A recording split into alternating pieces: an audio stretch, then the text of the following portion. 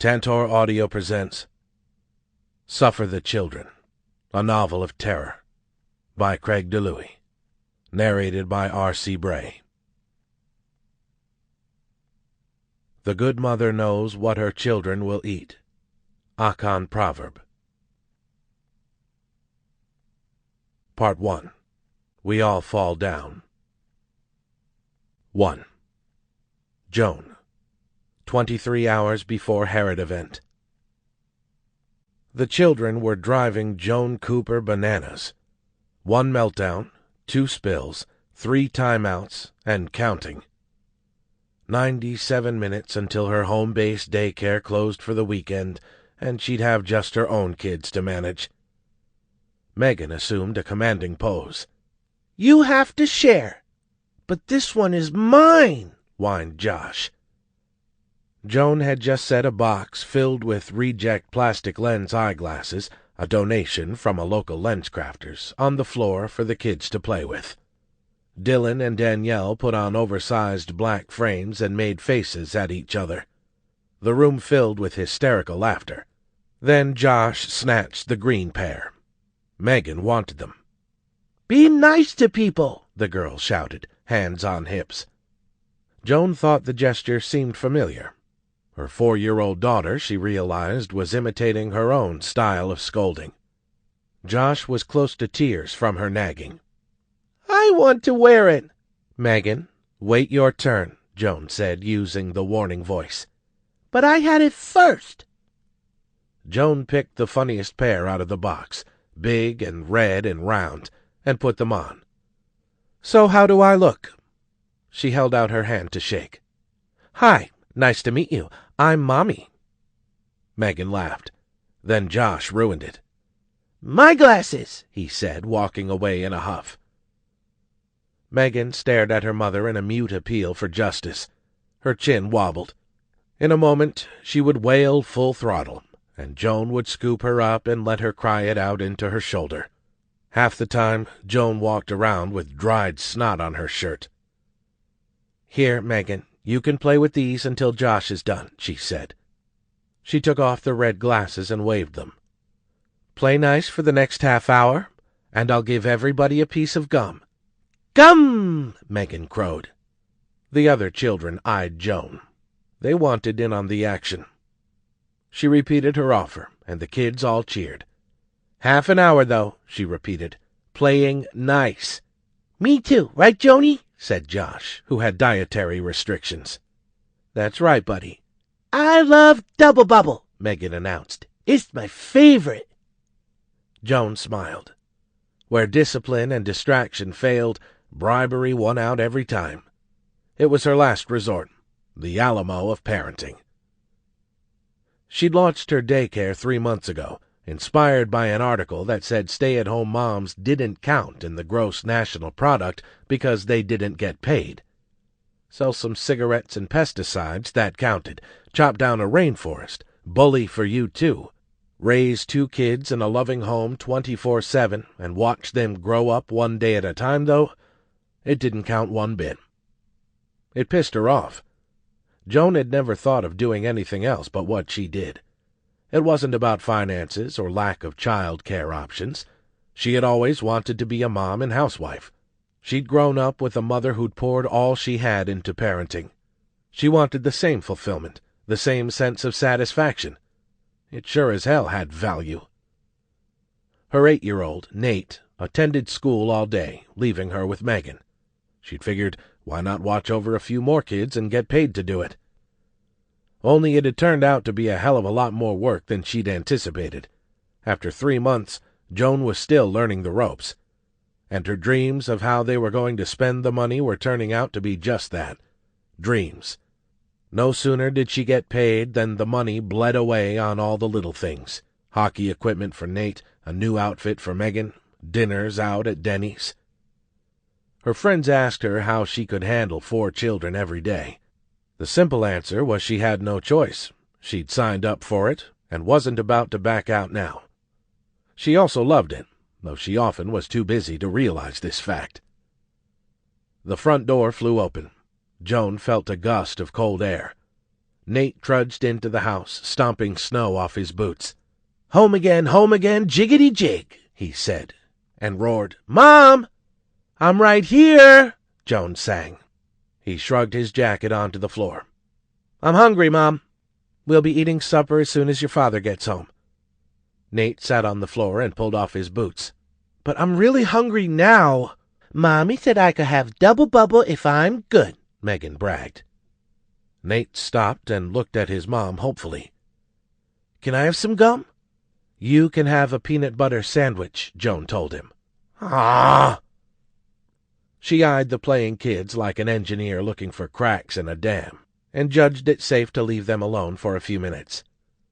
Dylan was playing near the Christmas tree, but not near enough for worry. Megan and Josh were sharing the green glasses. They were laughing. For the moment, all was right with the world.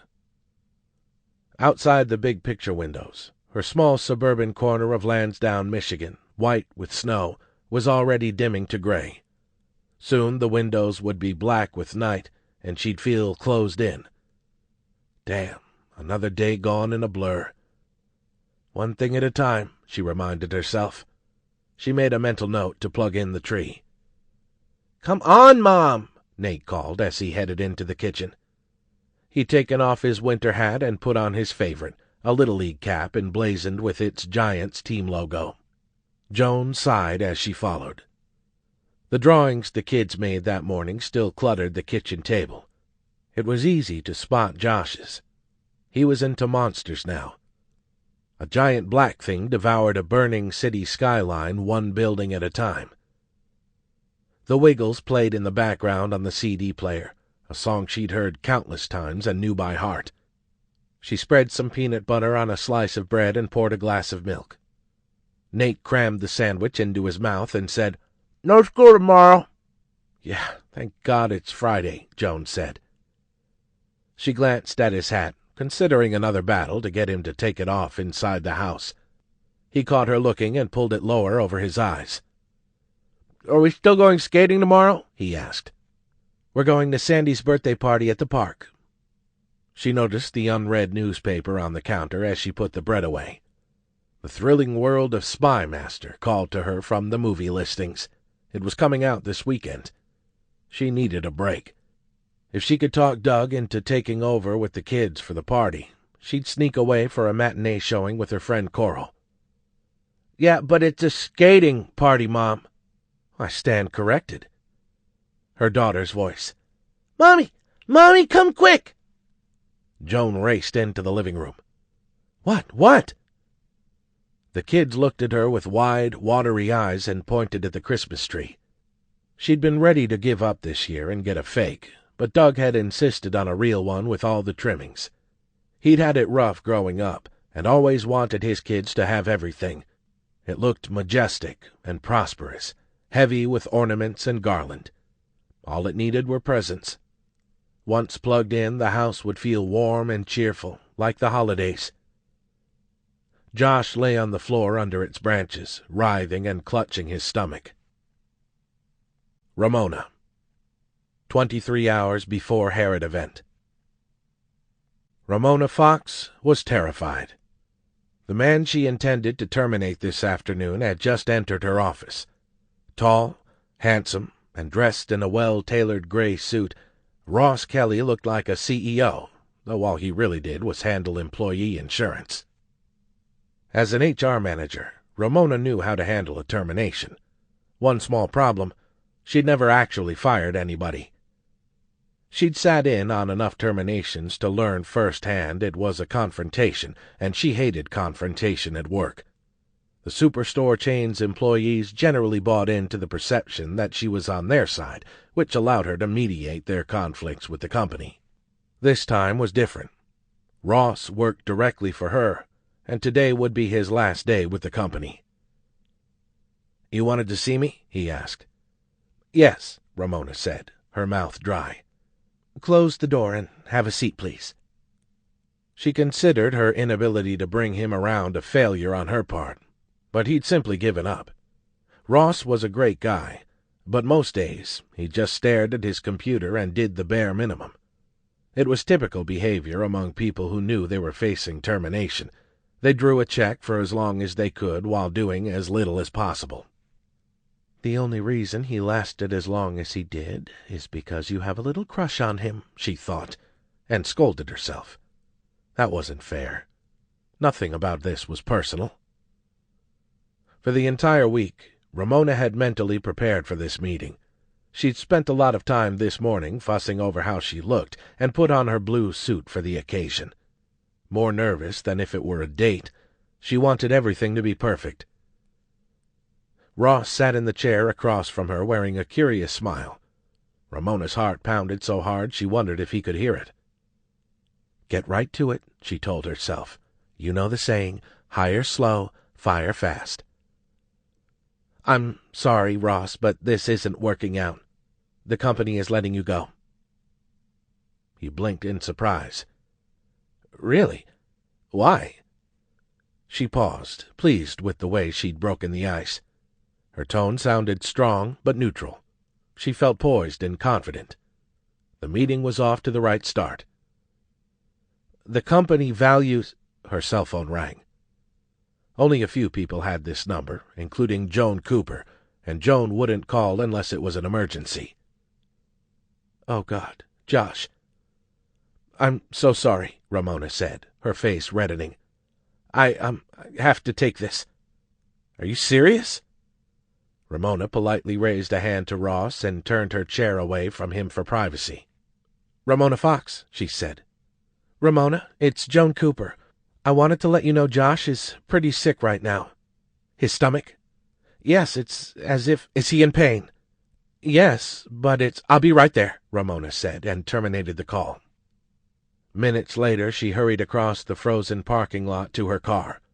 She barely remembered what she'd said before grabbing her bag and rushing out the door. "Sorry, you're fired. Gotta run." "Very sensitive. You're a model HR professional." "Lay off me," she said aloud to clear her head. Ramona raced her Toyota to Joan's house and parked out front. The sidewalk and driveway were neatly shoveled. Joan kept a clean and orderly home. It was one of the things that had convinced Ramona she could trust Josh to Joan's care. He'd had acid reflux as a baby.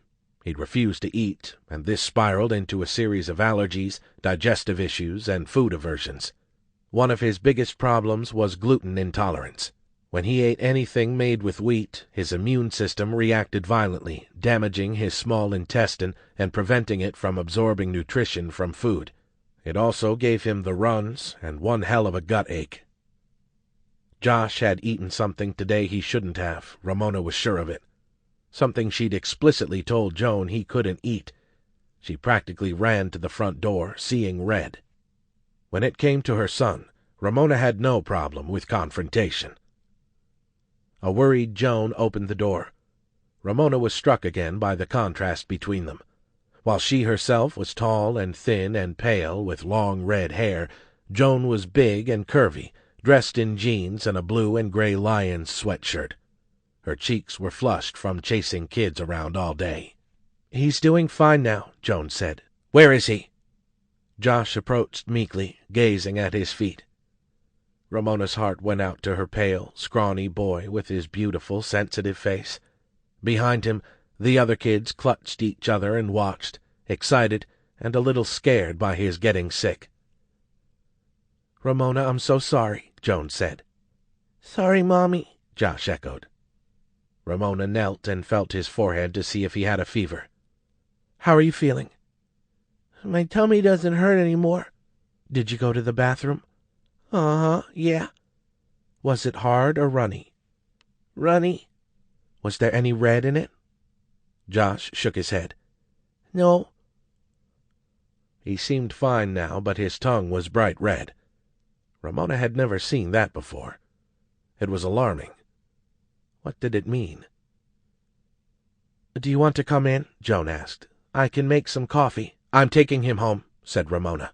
"Please get anything in the house that belongs to him and bring it to me. Now, please." Joan blinked with surprise, reminding Ramona of how Ross had reacted to the news of his termination. "Can I ask if he's coming back to us on Monday?" Ramona put on Josh's coat. I don't know yet. Joan had broken the first commandment of Josh's care. On the other hand, Ramona didn't have a lot of options or much time to explore them. He has celiac disease. I told you that. It's not some New Age yuppie thing. It's real. He's gluten intolerant. He can't eat any wheat or he gets sick. What did he have? Joan bowed her head in thought. Sliced apples for a morning snack, bologna sandwich on gluten-free bread for lunch. Later on we had strawberry smoothie pops for the afternoon snack. He ate something, Joan. This doesn't just happen. I don't see how I trusted you. Joan flinched. The kids behind her looked scared now, sensing the additional tension between the grown-ups. Ramona added, I can't take time off like this. When I do, it's noticed. She hesitated. This definitely wasn't coming out the way she wanted. There's a cost. Now Ramona made it sound like all she cared about was her career. But it was more than that. She was on her own. There was nobody else providing for Josh, just her. What she failed to add was that the better she did at her job, the better the life that Josh would have. He'd have better care, more fun, greater opportunities. As with everything, it all came down to money. And the money came from the job. Okay, I'll get his things, Joan said quietly. Thank you. Ramona finished dressing Josh to go home. He wouldn't look at her. He was scared, too, but it was more than that. He was hiding something. Joan returned with Josh's drawings. He likes to draw monsters, she said with a shrug. Can I give Joni a hug goodbye? Josh said. No, said Ramona. Mommy's taking you home now.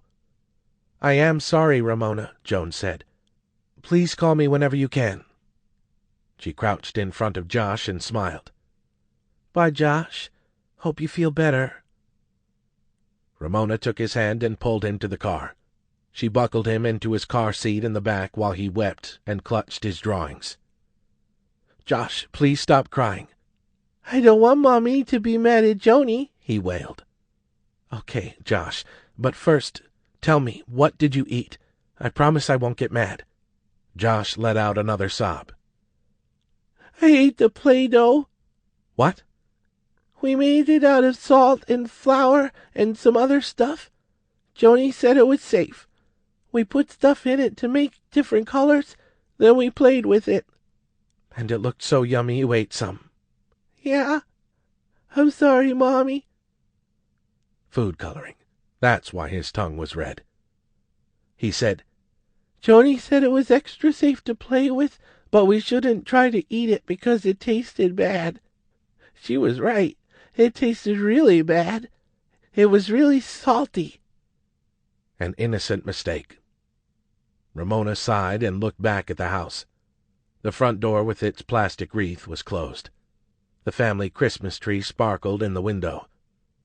She figured she owed Joan an apology. Something else to feel guilty about. Add it to the fucking list. She'd call Joan over the weekend. Maybe call Ross while she was at it. Apologize to everybody for everything. When she had time. It's okay, little man. Don't cry. Mommy's not mad. I just hope you learned your lesson. But I want to come back. Don't be mad at Joni. I'll bring you back on Monday, I promise. But first, we have to see Santa tomorrow, don't we?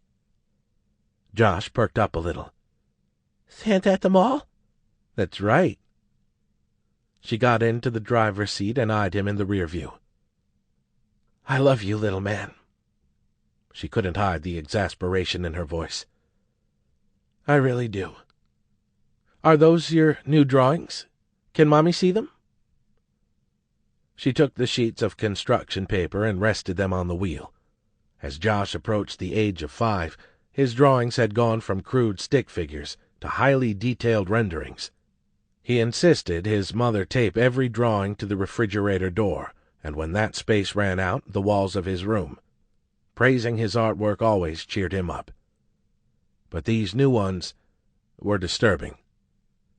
She leafed through them quickly with a frown. Black shapes chased fleeing people in every one. Her son, who normally drew knights and animals, was now drawing monsters. David, 22 hours before Herod event.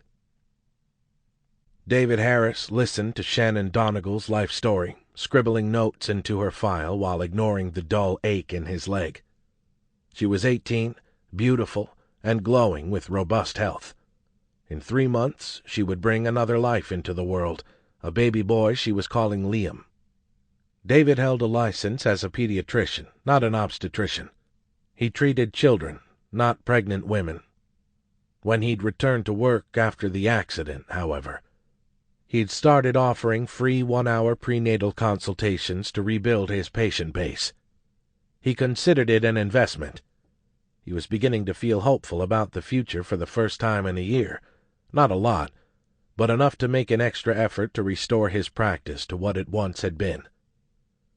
Shannon had her own problems, it seemed.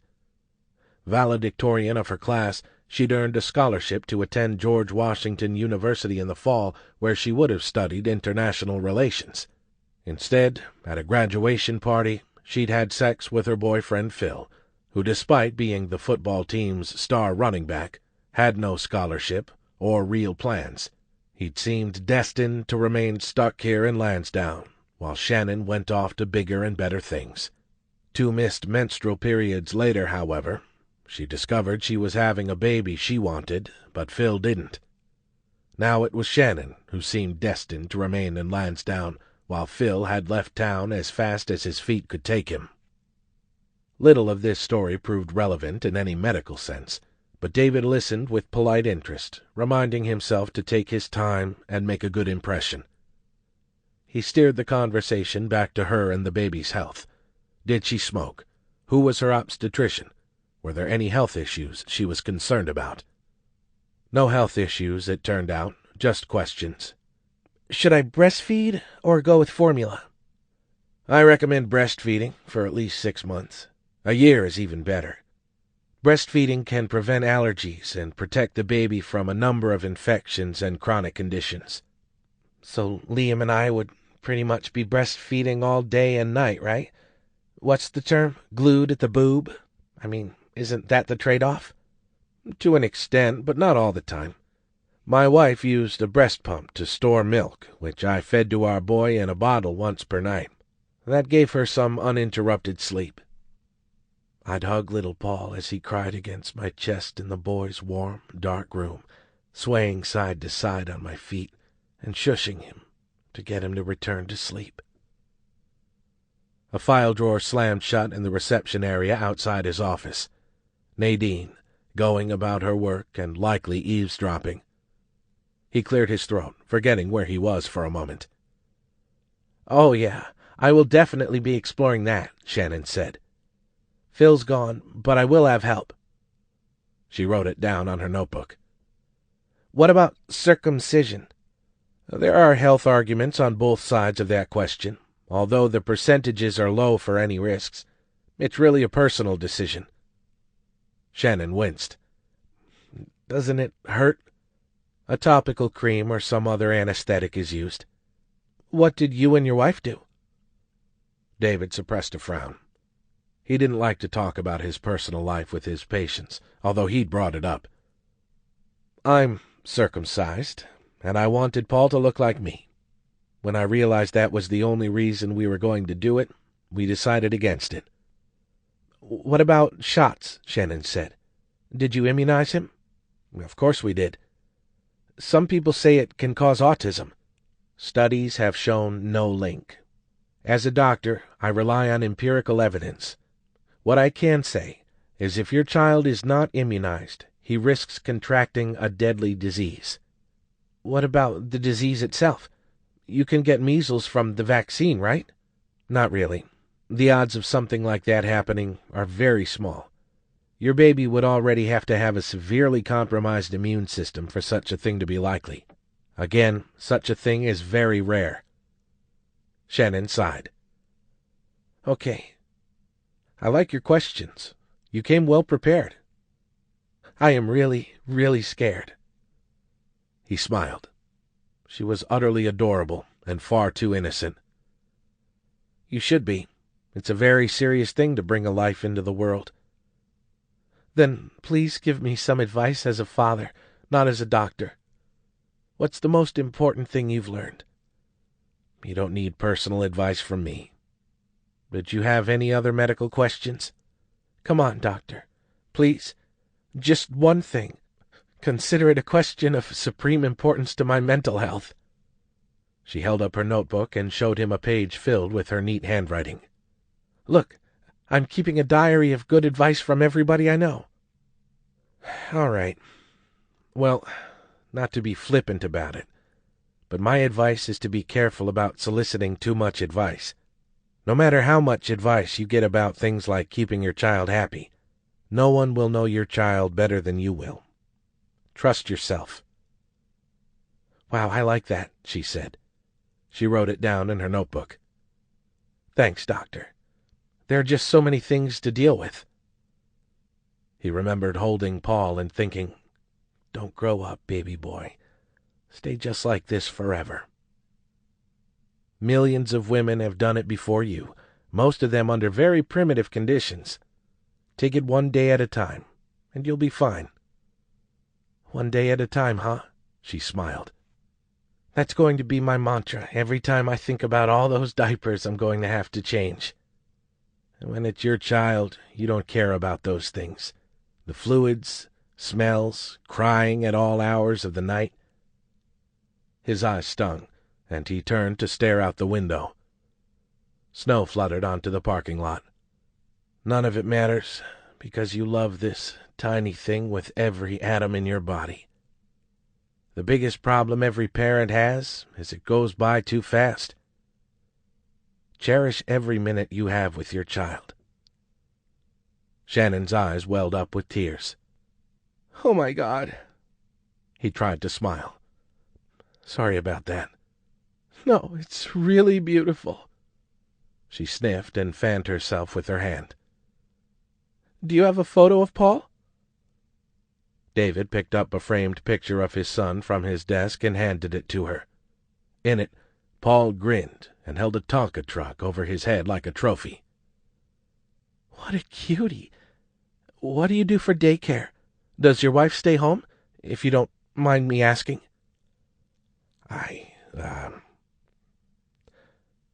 Paul passed away, Shannon."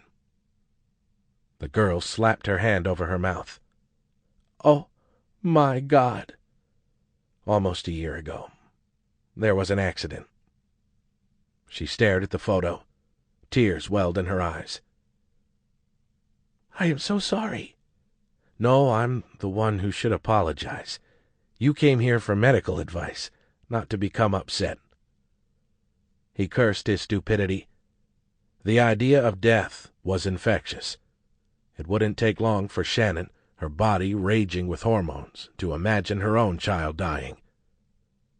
After taking the photo back, he picked up the phone, punched Nadine's extension, and asked her to bring a package of public health literature. "I'll get you some brochures to take home."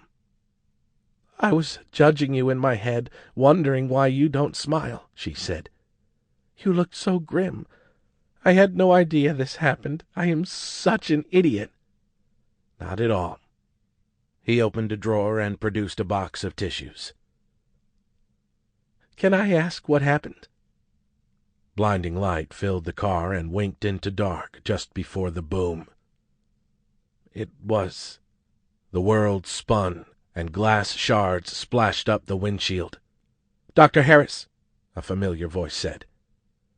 He woke to a hissing sound, his wife still holding the wheel, looking dazed, his leg pierced by a barbed tongue of metal. "Paul!" He tried to twist in his seat to look behind him, but his leg exploded in agony. He gritted his teeth and tried again. "Paul!" "David!"